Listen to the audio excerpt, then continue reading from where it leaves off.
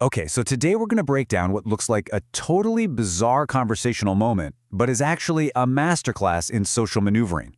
We're going to see how language can be used as this incredible tool for evasion, for control, and for just completely flipping a conversation on its head.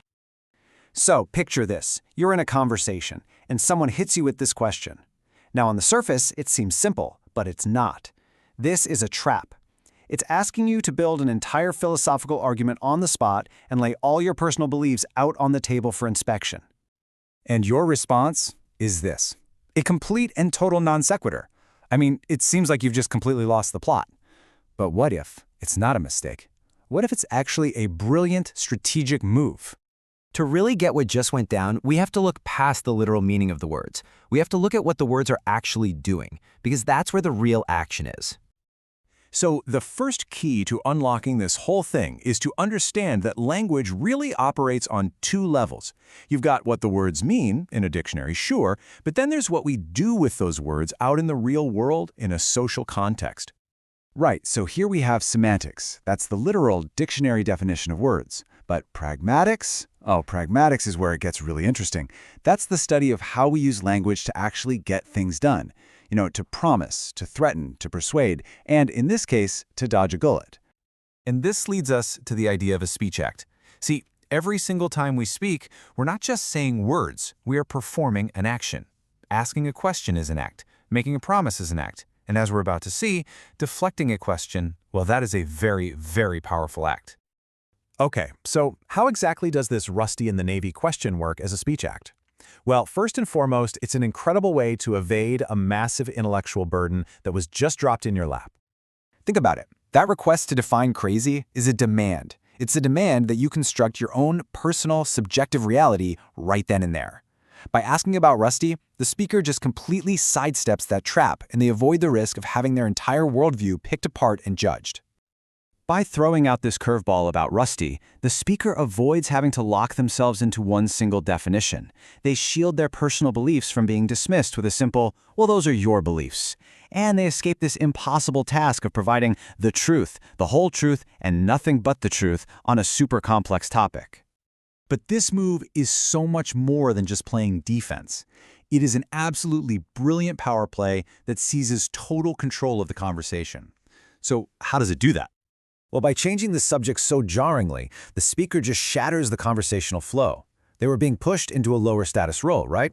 A position where their ideas would be put under a microscope, and they just refused to play along.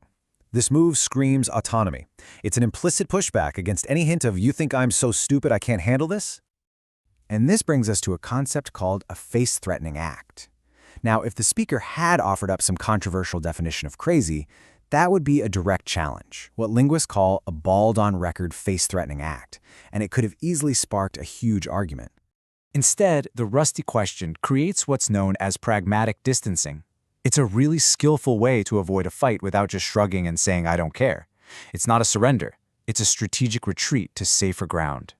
And now for the final piece of this maneuver, which honestly might be the most brilliant part of all. It doesn't just change the topic, it changes the entire nature of reality within the conversation itself. So the speaker was in a tough spot. They were being forced to navigate this abstract, subjective, emotional fog, a place where there are no right answers, only opinions, and all of those opinions can be attacked. And then, with one simple question, they shift the entire conversation from that ambiguous fog onto solid, stable ground. Is Rusty still in the Navy? That isn't a question of belief or philosophy. It's a search for a verifiable external yes or no fact. You see, asking about Rusty is really a search for an objective constant in a messy world of subjective beliefs. It's a retreat to the comfort and safety of something that can be known for sure. So, what's the big takeaway from all this? After breaking down this seemingly random conversational detour, what have we really learned? Well, it's all about what we do with our words. That one strange question about Rusty wasn't random at all. It was a sophisticated, multitasking tool. In one move, it evades a trap, it subverts the power dynamic, and it shifts the entire basis of the conversation from foggy ambiguity to rock-solid certainty. And this just perfectly illustrates the core lesson here. The literal meaning of our words is often just the surface layer. The real communication, the real strategy, the real power lies in the actions we perform with them. So I'll leave you with this thought. Start listening differently. Don't just pay attention to what people are saying. Start asking yourself, what are they doing with their words? Because once you start looking for it, I promise you, you will see these sophisticated power moves happening all around you all the time.